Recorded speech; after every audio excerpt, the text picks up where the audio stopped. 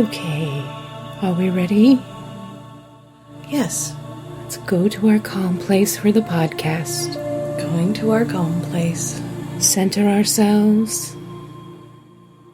Breathe in and out. And now, let us prepare. Oh yeah! Let's get ready to see his little friend. This is Refried scene Scarface. Hey, Carol. Hey, Mia. So, this was fun. Okay. It's a new definition of fun that we just came up with. So, I had not seen the 83 Scarface in decades. I determined. And I had never seen the original. So, this was an interesting thing. I've never seen the original, and I have seen the remake. In fact, I didn't even know that there was an original. I think I said that on the last recording. Yeah. I had seen the remake in pieces. Because it's 8 days long. You need to, schedule time off to watch the film. So, and I did not do, so I'm really glad we took that hit before we started recording to get me through this. But before we get to Tony Montana and his little friend, we need to speak about the other Tony. All right, I've got the rundown here for the 1932 Scarface. Yes. So it opens with a disclaimer page.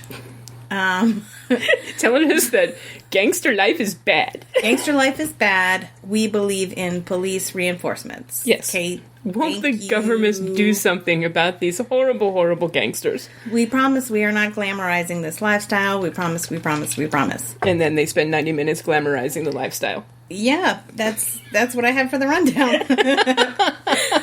So it starts in a stag party that has just ended. There is an assassination. You don't know who is who yet. Yeah. You just know, somebody just got married and was killed. Just got killed. So then it goes to a newspaper room, and the editor is explaining what's going to happen as far as gang wars in town. So he's telling the audience as he's telling his employees. And then the police show up in a barbershop and they question Tony. This is the first time we see Tony, and then from here on out, I think Tony leads every scene. Yeah, his last name is not Montana in this one. It's Camante. Tony Camante. He's Italian. Antonio. Yeah, because he's Italian, and it takes place in Chicago because it's 1932, and all gangster films take place in Chicago.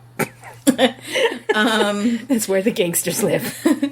Following orders from the Chicago gang leader, Lovo, to try to eliminate the Irish bootleggers as competition in illegal alcohol sales, Tony pursues Johnny's girlfriend, the big mob boss's gal, Poppy. At first, she's dismissive of him, but the more attention he gets and reputation he gets, the more she pays attention to him. And Tony is apparently doing well because he hires a secretary. And the secretary serves as the comic relief for the movie all the way up until the end. Yes. His last line is his comic relief. It's just so pathetic. Then, gang violence escalates with time, and Tony's close friend and trusted hitman, Guino, has been tasked with taking over the florist shop in the enemy Northside territory. Retaliation ensues, showing Tony's ruthlessness in getting to the top of the mob boss chain, ultimately killing Johnny and taking his gal. Yep. Police and public outcry aggravate, and Tony takes Poppy out of town. That's the last we see of Poppy. And when he returns, Tony finds out about Guino and his little sister, Francesca. Now, he's been overprotective. That's an understatement. Of Francesca, the appropriateness of how he behaves around her is, it's suspect. She at one point questions him and says, "Are you a jealous boyfriend?" Oh, that's right. I forgot about that. Yeah, she actually says that he's acting like a jealous boyfriend. And she's not wrong. No. She is age 17 in this picture. Mm. So, and she's wearing sultry lingerie. It's like in most of her scenes. It's 1932, so the flapper era is still kind of in existence, where women basically wore slips out. Yeah, but I can't say anything because we got that in an '83 version as well. Right, but she was an adult. Yeah, yeah. The love interest was an adult. Yeah, but here she's very she's very young and kind of silly. Very kind of spoiled brat-ish. You would think that they were born into wealth. Yeah. Though I don't think they were. Anyway. No, any wealth came from Tony. So Tony finds out about Guino, his best friend, and Francesca, his baby sister. And he, just in a fit of rage, he kills Guino. His sister runs out in mourning. She tells him that they just got married the day before and we're going to surprise him. I don't know in what planet that would have... What did you expect would happen? Anyway, they show up to Tony's... Oh, she runs out to tell the police. Mm-hmm. And then Tony goes back home. The police show up at his home to arrest him. He decides he's going to gun them down from the balcony of his swank Chicago home. And then Francesca shows up in the house, surprisingly. Yeah. It surprised me. And she's all of a sudden back on his side. Yeah, she wants to help him. Just weird. Just this lifelong sense of loyalty, I suppose. But she gets hit by a stray bullet. I couldn't have seen that one coming either. Tony is forced out of his place by tear gas, and he tries to run away, but he is killed by the Tommy gun, which I think was new. It was brand new, yeah, because he makes a point. He actually, when he does a hit on one of the big Irish guys, who's played by Boris Karloff, in a rare non-monster movie, he finds the Tommy guns, which were brand new. They even call them Thomas guns. Thomas guns, yeah. It's before the nickname came into play. But he's fascinated by it because it shoots so many bullets so fast. And he just goes wild with them. Yeah, and he's eventually killed down by one. Yep. And that's the end of that movie. Yeah. It's 1932, so I always try and warn people when they watch movies from the 30s that talkies were still new. It's me. I'm the one that she warned because I was questioning, is he a stage actor? Tony, I'm referring to. Was he a stage actor, or was this typical acting of the time? Because everybody is overacting. Yeah. As we're used to it. It's very melodramatic acting. They talk really fast in this film too. It's that noirish. Well, we got to go get them, see, and we got to go do this, and we got to do that, and so they talk really fast. And Paul Muni, who plays Tony, tends to get a little mushy with his accent because he's not the actor himself was not Italian. So he's portraying an Italian, and he gets that very kind of stereotypical accent. But it's over-exaggerated here because it's 1932 and everything is exaggerated. Because talkies had only been around for a couple of, 3 or 4 years. Yeah, so just once you get over that, then it's pretty good. I did like the violence is off camera. Yeah. In this film. They have this really cool cinematic scene to kick off the montage of the Tommy gun, like a profile of the Tommy gun, and it's firing, and as it's firing, calendar pages are like flying by to indicate, time is moving on. And, right. And it sets off this montage of shootings in different places of business and whatever. Yeah, this is actually kind of a loosely based on the life of Al Capone, although Al Capone was not shot dead by police. But it is very loosely based. And the Scarface comes from the fact that Tony has a scar on his face. Yeah, nobody mentions. But nobody calls him Scarface in the movie. It's just, he's Tony. But this is loosely based on Al Capone. They do actually portray the St. Valentine's Day Massacre in this one. It's all in silhouette. Most of the violence is done in shadow. This movie came out after the Hays Code, but before the more stringent movie motion picture code. So they got away with a little bit of the violence, but not a lot. If this had come out like 6 years later, you would probably just get headlines of this person died, this person died. You wouldn't get any of the actual shootings. So, yeah, they had to cut a lot of the violence out of it to get past the Hays Code and actually get released. But it's not a bad film. It clocks in at 90 minutes, which is a plus when we're talking about these two films, because we're going to get to the monstrosity here in a moment. The monstrosity. I will say I was a bit bored at times watching this, but I think the storyline is tight. I don't really have a criticism as far as that goes. Yeah, and it's not... it's just boring, and I don't care for the overacting style. Yeah. But I don't fault the movie for that. Yeah, but it's just not my 1932, thing. So you just got to take that into account. So... All right. Fast forward to 1983. 1983. It took a lot. Hit. Oh yeah. I need it. I took a lot of notes for the rundown on this, but frankly, I'm gonna skim them down because it's a long movie. There's almost a lot 3 that happens. Hours.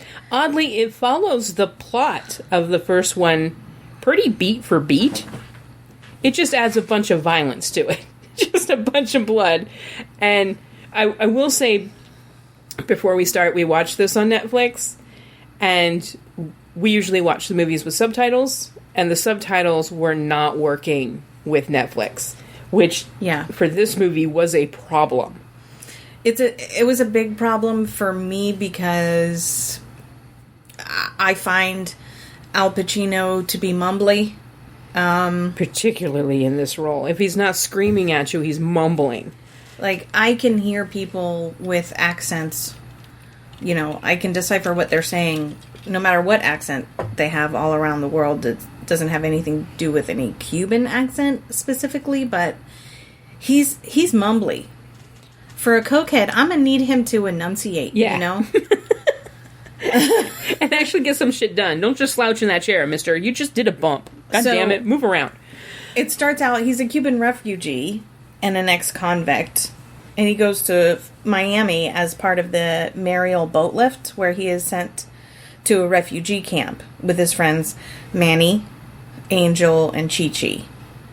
And they're given green cards in exchange for murdering a former Cuban general at the request of a Miami drug lord, Frank Lopez. So I'm going to skip this. There's drug deals gone bad. They work their way up in the ranks very quickly. And can we just talk about the first drug deal gone bad? Because this baffled us when we first saw it. Baffled. I called in Paprikan Sire Seed to break this down for me. Because they're hired to do this drug deal. And it's literally like, here's money, give us drugs. And they go to this apartment. And I get the fact that the other people are just going to steal the money and keep the drugs, but it goes from 0 to 350 in like seconds. Because the guy, I was like, are we watching Hostel? Did it flip over? Because they chain Angel into the bathtub and they kill him with a chainsaw. And I'm like, okay. And I didn't even really know what his name was yet. Like, they didn't... The character is totally not explained at all. I only know it's Angel because I looked at the cast. Yeah. And it's like, okay, why would you go that route to kill them? I get you're going to kill them and keep the cash and the drugs, but he didn't come in with the cash. You're not going to get the cash if you kill them both. And... you have to clean that bathroom, dude. It's your bathroom. I mean, they live so close to the coast. I think he was just going to chum the waters with the body parts. But you still have to clean the bathroom. And just strangulate him.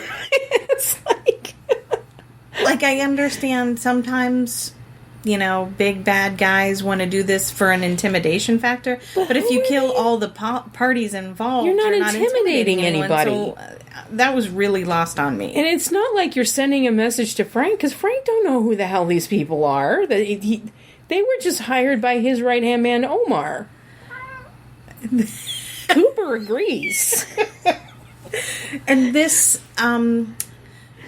confusion around this scene becomes a motif for me as I'm watching the entire movie. Yeah. In that, wait, you're going to spend 20 minutes, 30 minutes explaining things that to me don't matter. But you're going to...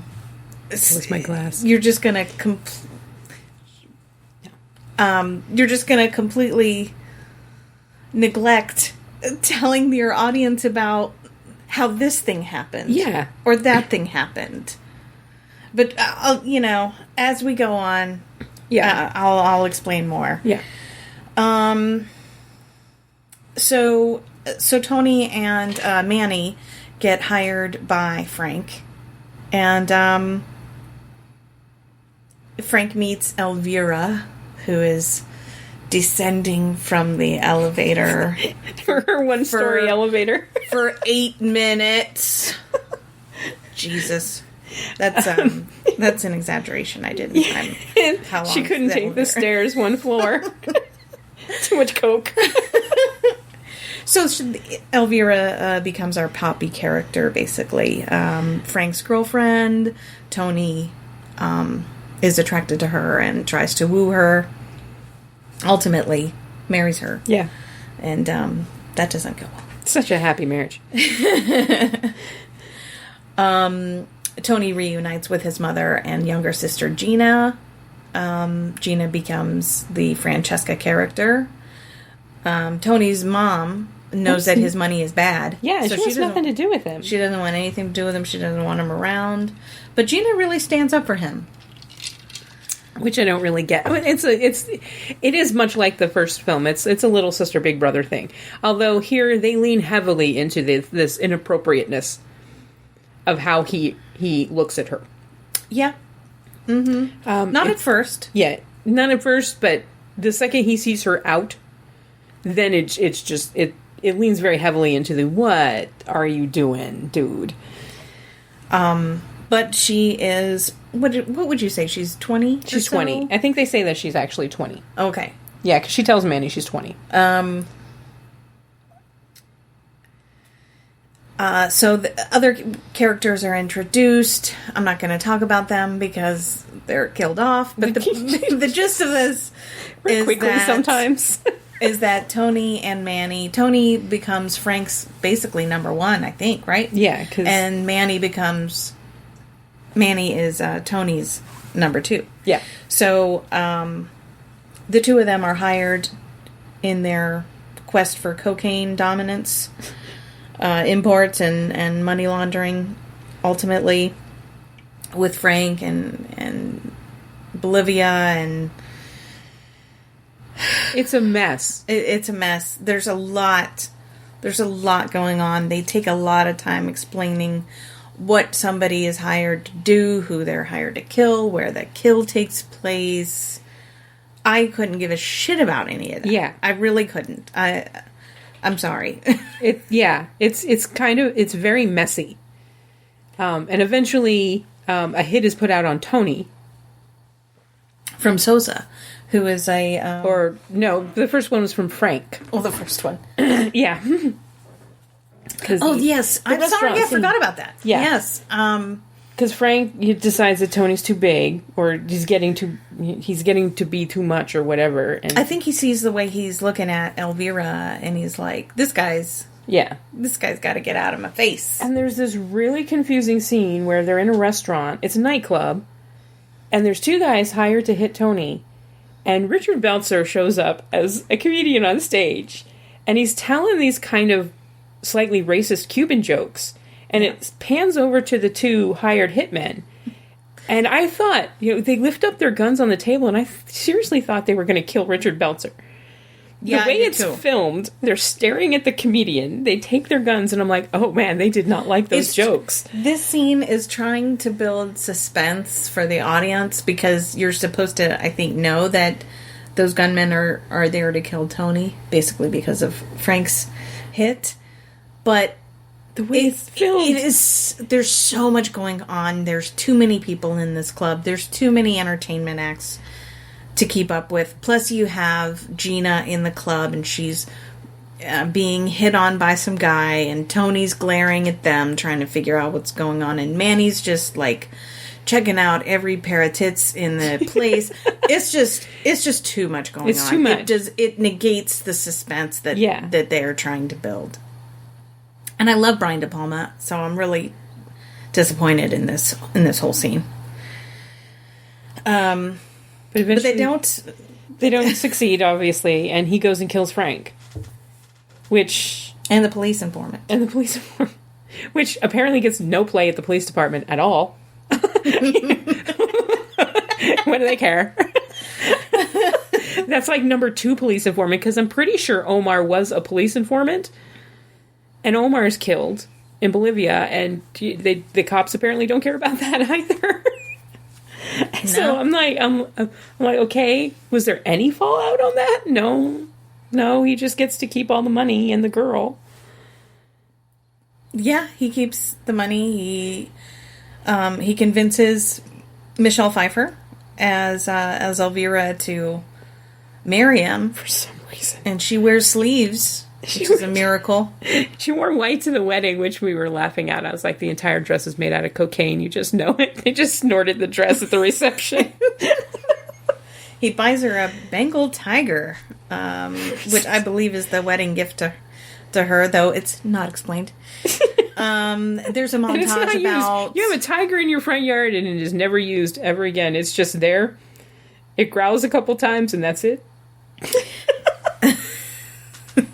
the last 20 minutes... We see a handler, a keeper or a handler at the very end, and I cracked up. It's like the last scene of this movie, which goes on for half an hour, and you can't fit the tiger into this fight. What the hell? That is true. That is true. We need to rewrite this. So there's a montage here of basically how Tony elevates into his bosshood and spends his riches. He invests in I think he buys a travel agency for his sister. It's a hair salon, because she said she's working for it as a beautician. But it says Montana Travel Sales or something like that. That's his front company. Okay. Yeah. See, this isn't explained. It's not really explained. If it is, it's one of those lines that Pacino mumbles, and there were no subtitles, and it's in the montage. Yeah, because I know that of the building and her cutting the ribbon, so I thought it was hers. Yeah, I think. That might have been her just cutting the ribbon because I know the travel agency was the front for his money, because he does say that to the banker at the end, or to the policeman who of the way through the yeah. But yeah, the travel agency was a front for his money. I thought he bought her a hair salon, but I could be totally mistaken in that. Well, she has fabulous hair, so yeah. I might as well. Anyway, so there's this montage, and then we get to basically he's going to New York to put a hit out on this activist. Yeah, for Sosa in Bolivia, because Sosa's getting him out of jail for tax evasion. Yeah. With all the money laundering accusations on him, the only thing they could really get him for was tax evasion. Which is actually true to Al Capone's story, because that's the only thing they could get him on. Which is just so sad. Anyway. So we find out that Tony has morals in this scene. He goes all the way to New York. He has his, a crew of 3 or 4 goons to tail this activist for a few days. So they figure out they're going to car bomb him before he gets to make this speech. The hit is so that he kills this guy before he's able to make this speech about drug lords in Colombia or Bolivia or whatever. But the gentleman's wife and kids get in the car, and Tony snorts cocaine every 8 seconds while he's driving, and ultimately decides it'd be better to kill the goon with the remote control car bomb than the kids. Than the hit. Yeah. Oh, yes, because the kids. kids and the wife are in the car. So he shoots him in the head, and oddly the bullet doesn't go through the car window. Well, but he had bought... okay, so he has the heavy-duty glass. This is a callback to the original, because Tony makes a big deal that he bought a new car with bulletproof windows. Okay. And so, in this movie, his flashy car has bulletproof windows. Okay. That makes a little bit more sense now. All they're doing is calling back to the original in this one. And I do like the way that this movie calls back to the original. So, I mean, we can see the writing on the wall here. Sosa calls him when he gets back to his place. Tony, again, still just snorting cocaine. Coke and coke and coke and coke. His mom calls him, and she's like, I've been following Gina, and I found she's shacking up with this dude in Coral Gables or in this ritzy neighborhood. So she calls Tony, gives him the address. Tony goes to the address, and it's Manny's house. How he doesn't know his number 2's address. Did you never pick Manny up? Ever? Did you never get invited over for a game? Ever? I mean... You're shocked as shit that he answered the door. Why? It's the same gaudy decor that you got in your place, dude. Right. There's a drive gate. So he has to go through that gate. And it's like, how? And, he knows he's approaching an estate. When you suspect... Oh, man. This guy's got money. Nice decor and everything. Yeah, maybe she struck gold here. But no. So he sees Manny open the door. He sees happy Gina on the upstairs staircase. Puts 2 and 2 together. He's still coked out of his mind.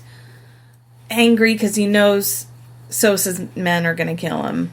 And I think he just has a completely irrational reaction here and kills Manny dead. Yeah. Gina says the exact same. Yeah, we were married yesterday. We were going to surprise you. Don't surprise a cokehead. Don't ever surprise a cokehead. Yeah. Gina. How did you not know this would happen? He has beaten up every single date you've ever had. But you thought this was going to go well. You were there when he told Manny, stop looking at my sister. So, yeah. Yeah, and then, so he goes back home. He is conflicted because he just killed his sister's new groom. He killed his best friend. Gina's pissed off at him. On his desk. It's like 3 full bags, and then mountains. You've seen the screenshots. And you've seen this. And he's just snorting it off the desk. This dude would have been dead in New York. This dude's heart would have given out like days before. Moreover than that, Sosa would have had a backup assassin take Tony out before he got back to Miami. Right. But we're going to end in a big gunfight. A big gunfight. Sosa's men, who are also ninjas, jump over the walls. They jump over the walls. They're like the monkeys that they had in Wizard of Oz. And Tony has the worst guards ever. They're just standing there. These guys just run up behind him. They don't move a muscle while they're killed. Except for Chi-Chi, who makes a run for it. Yeah, it's it is an entertaining scene. I'll say that. it was entertaining in the fact that I was laughing at it. And I don't think that was the emotion that Brian De Palma was going for. You don't think so? It was so ridiculously over the top. This whole last scene in this film is so ridiculously over the top. From him just putting his face on his desk and snorting mountains of cocaine to ninja guys jumping over walls. But here's the thing. When you do cocaine, you take your little snort, and then you don't do cocaine again for hours. Yeah. Not in this case. No, it's just constant. He's just like constantly. Every 20 seconds, go over another line. And it's, oh my god, you would be dead. Plus, he's just slouched in this chair, looking like he needs a bag of Doritos because he just smoked a bong. He is not acting like someone who's coked out of his mind. No. And I get that he's in mourning and conflicted over what he's just done, but still, he would be pacing maybe, or he would be fidgeting, sweating. He would be in the shower, like trying to wash, the guilt off of him. He's just sitting there, and then Gina comes in her miraculous satin robe. It is miraculous. Girl looks good. She looks good, and that thing never budges. Because I own a satin robe, and you move your head, and your boobs are falling out. This one, no way. Nope. Does not leave. Does not show any nipplage at all. In fact, I was like, is she completely naked under that robe? Because she did have panties on. Well, I didn't see that until she gets fully into the frame because the robe is so is closed taped. so much So more taped. than it would be on my body, let's say. But she comes in to kill Tony.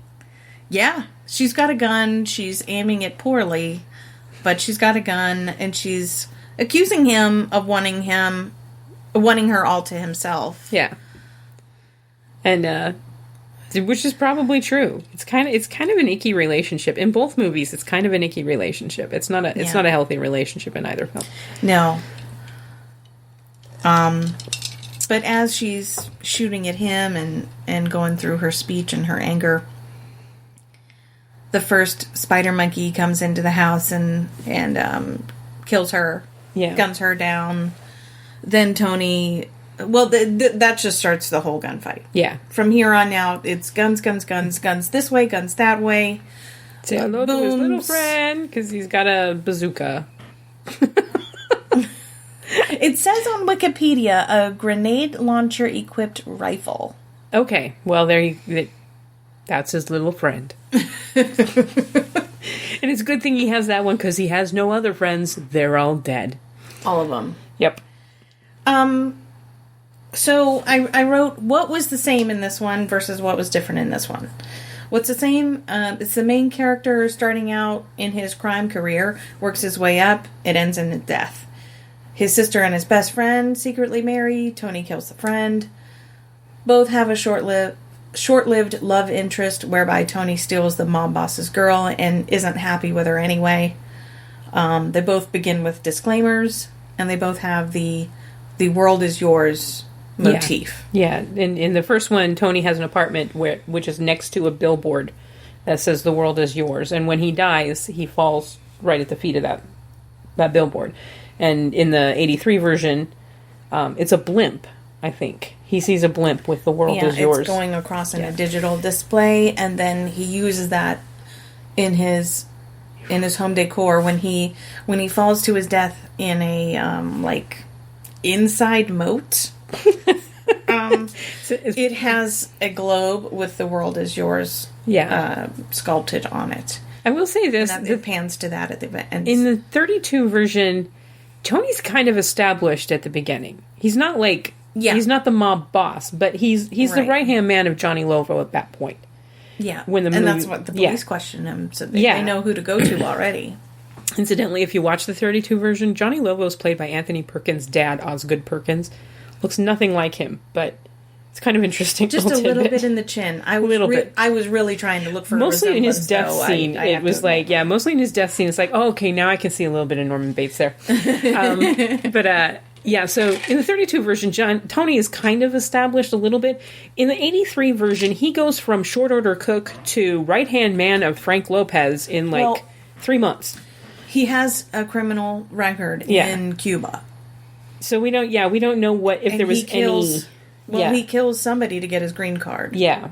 So I guess he's kind of established. That's his connection. Yeah. It's just...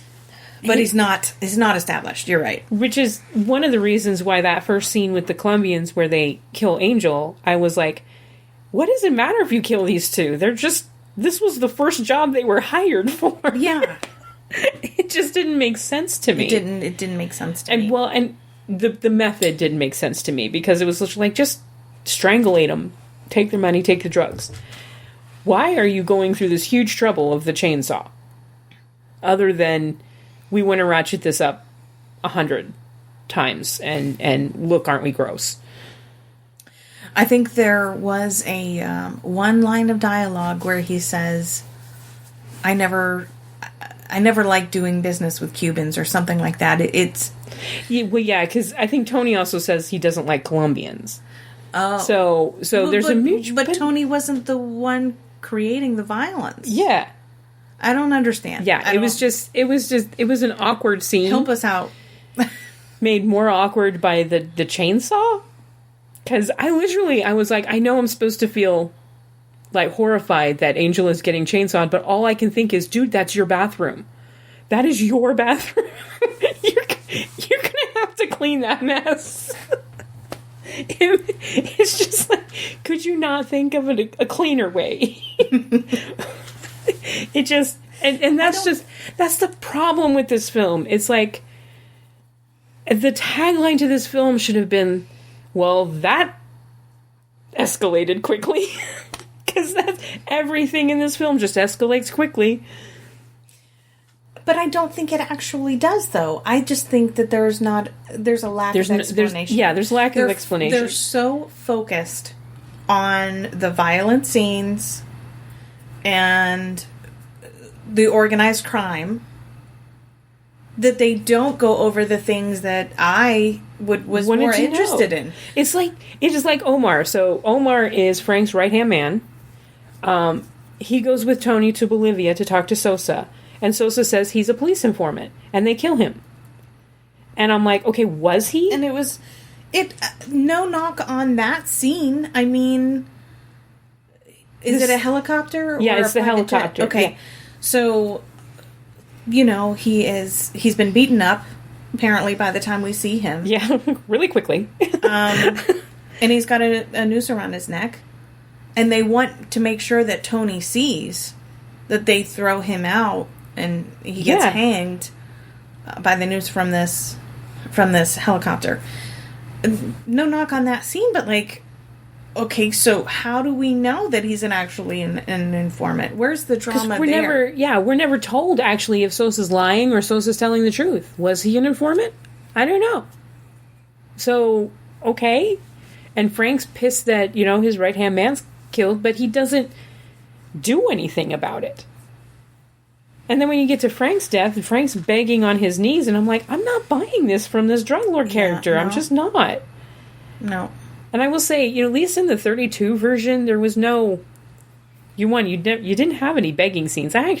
And I think, for once, the Hays Code actually helped the movie, because you didn't have just an exorbitant amount of violence. It was all off screen. Right. And they had to film it creatively.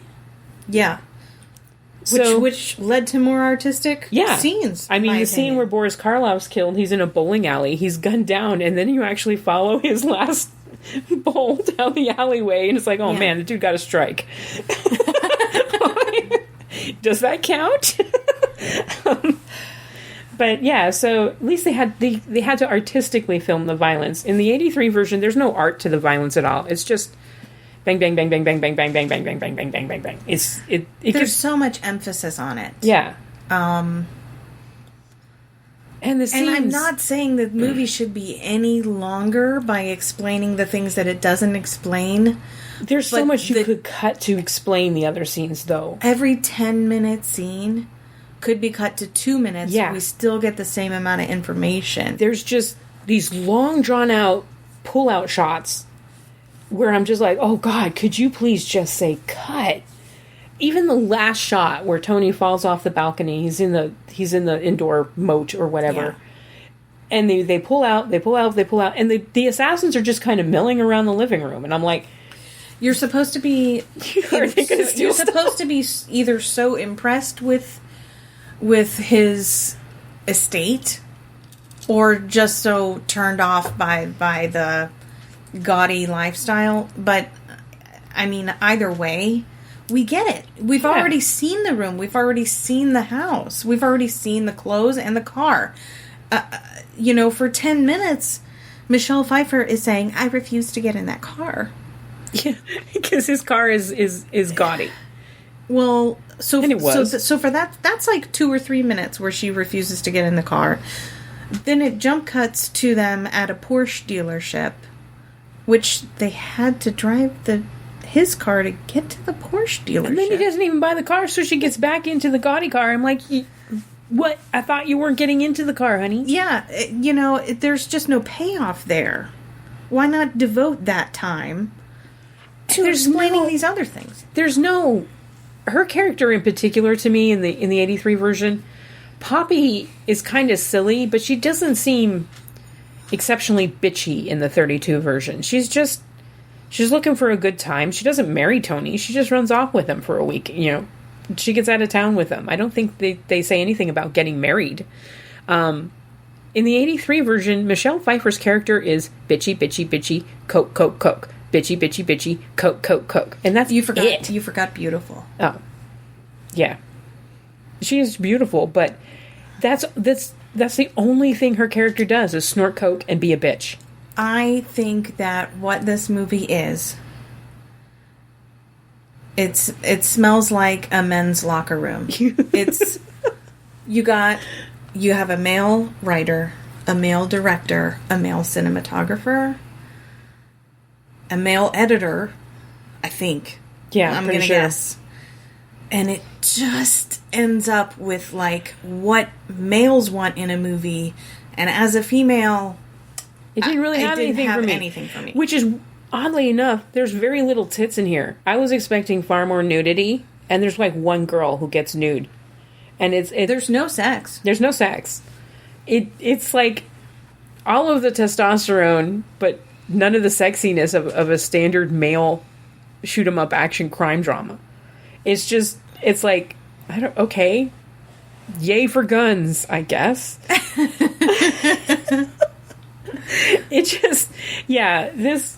I don't know what emotion Brian De Palma was going for, but I swear to God, I laughed through half of this film, because it was so over the top. I was either laughing or I was confused because I didn't know what was being said, or I paused it and said, "Carol, what just happened? What did I just miss? Time out. What did I just miss? What's going on?" I really wish the subtitles had worked better on Netflix, because that was really an annoyance. It was like every 5 minutes a line would pop up and it'd be like this completely inconsequential line. But what about homosexuality, Tony? It would type the track of the score that was on screen at that particular time, and that, I will say I did like the music. However, the music does not, 60% of the time, 60 to 65% of the time, the music of this movie does not fit what is going on in the scene. I'll agree on both. I liked the movie. I love 80s synthesizer. The music was done by Giorgio Moroder. I'm getting tongue twisted. So, you're going to need subtitles to listen to this. But yeah, I loved the music. And I think they were going for an 80s party scene with the music. But when you're playing that during, like, a violent scene, and it sounds like gunned down, and it sounds like a John Hughes teenage pick, and it's like, what are you trying to convey with the music? And I wish this was video so we could actually, show you the Michelle Pfeiffer dance, which is just Elbows up, guys. Elbows up. Don't look at anybody. Don't look Chin at anybody. Up, nose up. Move your fists a little bit. There you go. That's the Michelle Pfeiffer dance. It's the only move she knows. Because that whole scene was hilarious.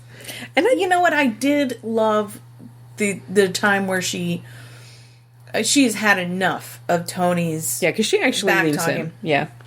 And when I think it's the straw that broke the camel's back was when he says he's telling Manny how infertile she is because how she's polluted her body with the cocaine abuse. As he's drunk off his motherfucking ass. And coked up. He's going to talk about her womb. And she had just had it. And she's just like, what kind of father would you be?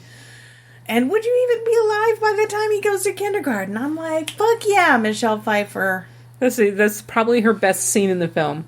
Yes. And then you don't see her ever again. No, she leaves. She leaves. He calls his secretary and says, has Elvira called? Nope. No, bitch. She left you. She'll probably come back and take the tiger at some point. But not now, because the Bolivians probably took the tiger. So which do we like better?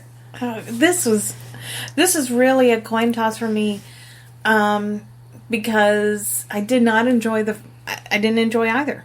I didn't enjoy the first one, although I have to say I actively disliked the second one. That's my problem. I'm going with the 32 version. I'm going with the 32 version, but this is not that I liked it. Yeah. I have to be upfront. It's shorter by an hour and 20 minutes. Shorter by an hour and 20 minutes. By another movie. It's shorter. And it explained more of the drama that I was looking for in the movie.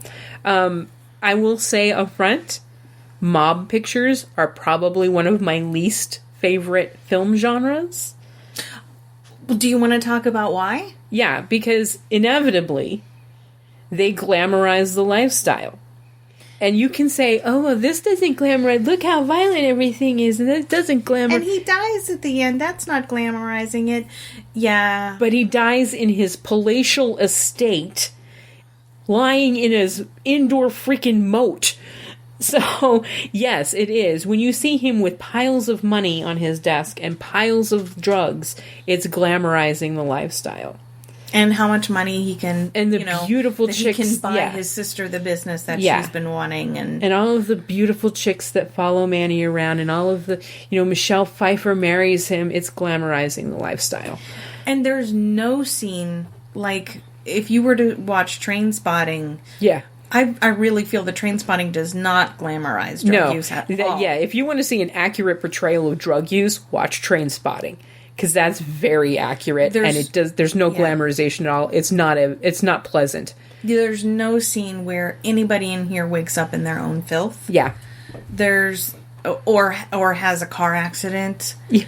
He's driving down the streets of New York, coked out of his brain, killing people, and I'm like, and he didn't get into a car accident? Come on. Yeah. Come on. Yeah. So yeah. I gotta go for the 32 just because the excess isn't there, and there's a little bit less glamorization. I think the 32 version of Tony is kind of portrayed as slightly dim. I don't think he's a very smart man. Right, he doesn't even understand when Poppy's insulting his his decor. Yeah, but he's obviously proud. But he's very proud, and I don't think he is quite the brute that the 83 version is. The 83 version is just I don't know why anyone would want to work for this man or be near this man. It's just he's kind of icky. He's very icky. And icky. So but mob films are probably my least favorite genre.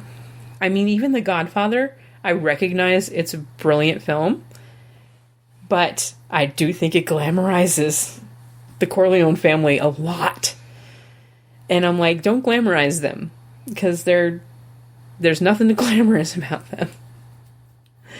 Well, guys, if you want to catch the original It is for rent on YouTube for $3.99. Yep. That's how we watched it. And the remake is available on Netflix. Just don't depend on the the subtitles. So do we want to choose another film? Yes. Okay. Please be good to us. Please be good to us. Okay, 20 films are still on the list.